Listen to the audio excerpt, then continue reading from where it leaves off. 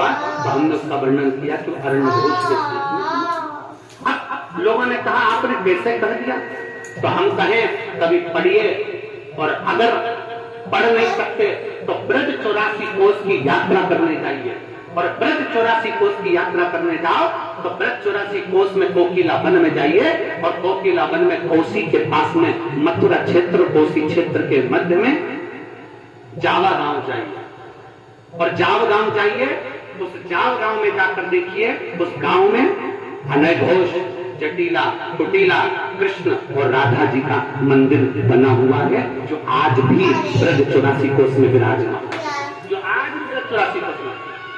अब दुनिया के लोग कहे कि आपने कहां से कह दिया ये प्रसंग, तो ब्रह्म वैवर्त पुराण के 271 नंबर पेज पर 49 नंबर के अध्याय में भगवान राधा रानी के विवाह का प्रसंग वर्णित है, और चाहो तो ब्रह्म वैवर्त पुराण, ब्रह्म वैवर्त पुराण पृष्ठ संख्या 271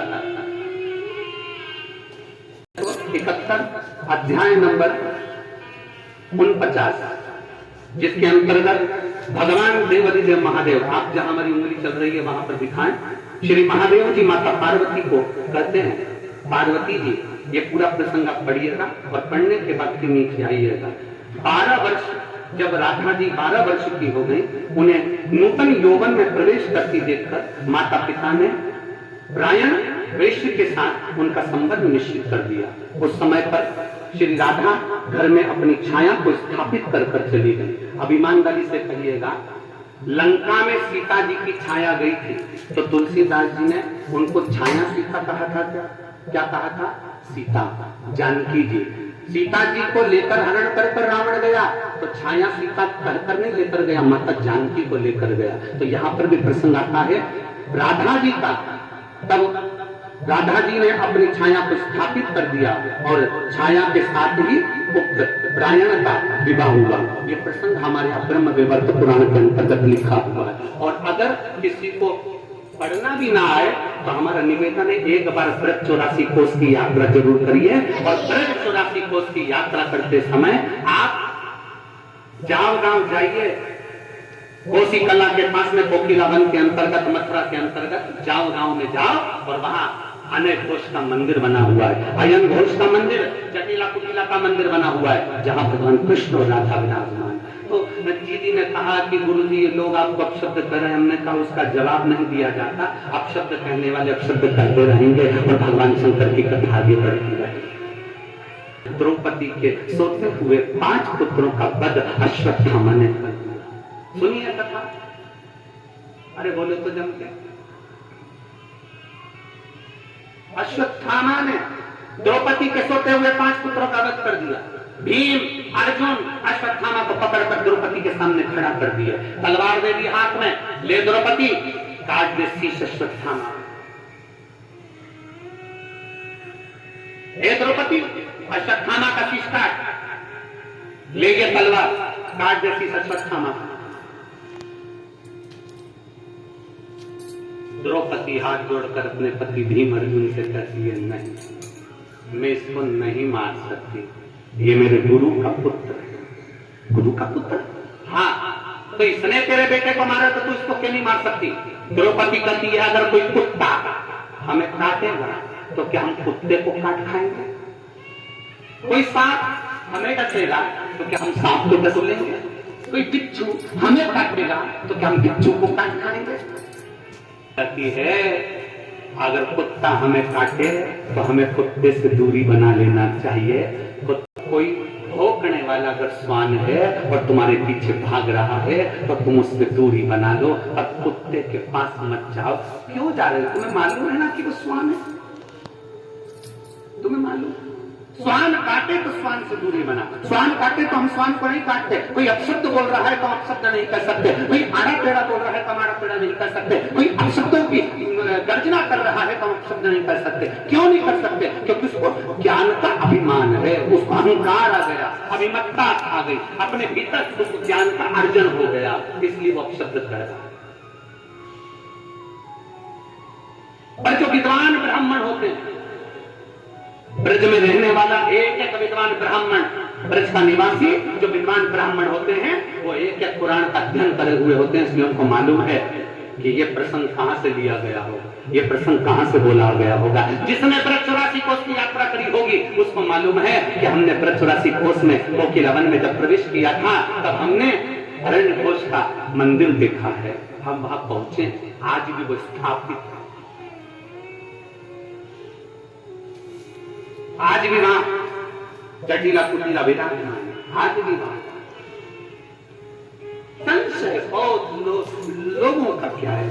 और फिर निवेदन करेंगे, दुनिया, हमने पहले भी कहा सबसे ज्यादा गाली दो लोगों को पड़ रही है, हमने पहले भी कहा, एक प्रधानमंत्री जी जो बैठे हैं मोदी जी, दुनिया में सबसे ज्यादा गाली उनको पड़ती है, और दूसरी गाली में प्रदीप मिश्रा आते हैं।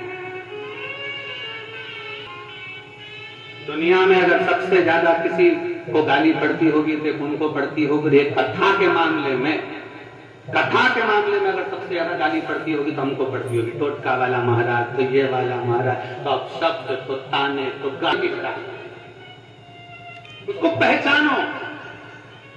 शिव महापुराण की कथा दो चीजों पर आधारित करती है, एक शिव का नाम और दूसरा दूसरे का, बोलो बोलो जम के बोलो, सम्मान। हमें दूसरे का अपमान नहीं करना, जितना बन सकता है सम्मान के शब्द कहिए। कोई गाली भी देकर चले गए ना तो भी कर दो, बहुत अच्छा व्यक्ति था, मुझे गाली देकर गया है ना, उसमें मेरी कोई गलती होगी तो उसने मेरी गलती को छाट दिया है, मेरी गलती को निकाल दिया है।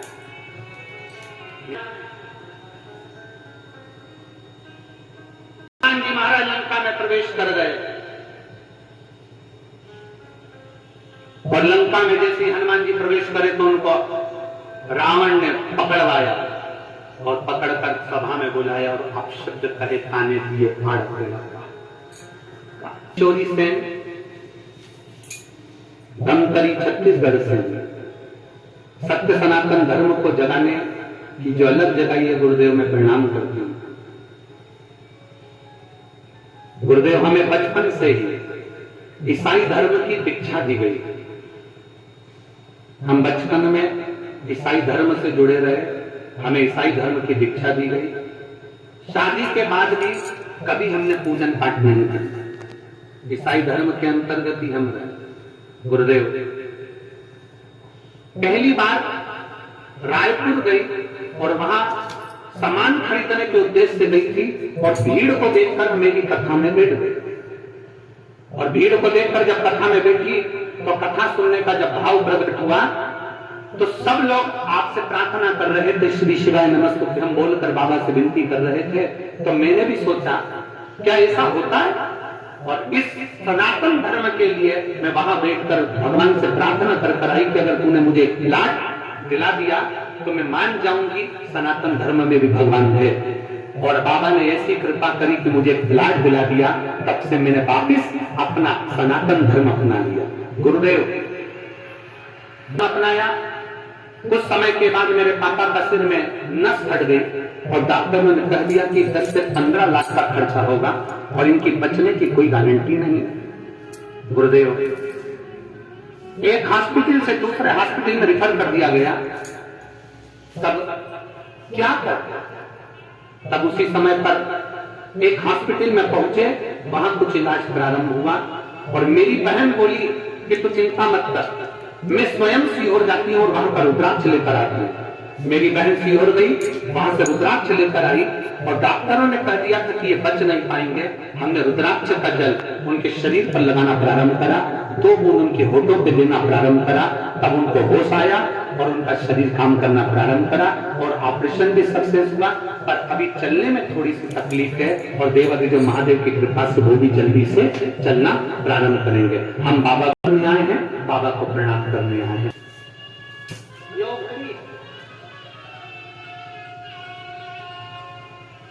और मेरे बाबा दया करना, मैं तेरे भरोसे हूँ, मेरे बाबा दया करना, मैं तेरे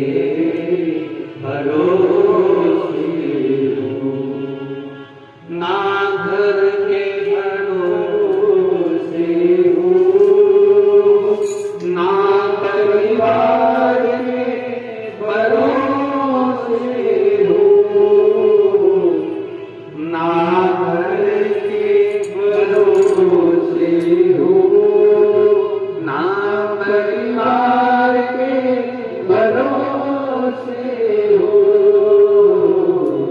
मेरे बाबा दया करना मैं तेरे भरोसे हूँ भोले बाबा दया करना मैं तेरे भरोसे हूँ। सनातन धर्म से नहीं जुड़ी थी, कभी जिंदगी में वो भी सनातन धर्म से नहीं जुड़ पाई क्योंकि क्रिश्चियन धर्म से थी, पर उसने भी अब पूजन करना प्रारंभ कर दिया और शिव को मानना।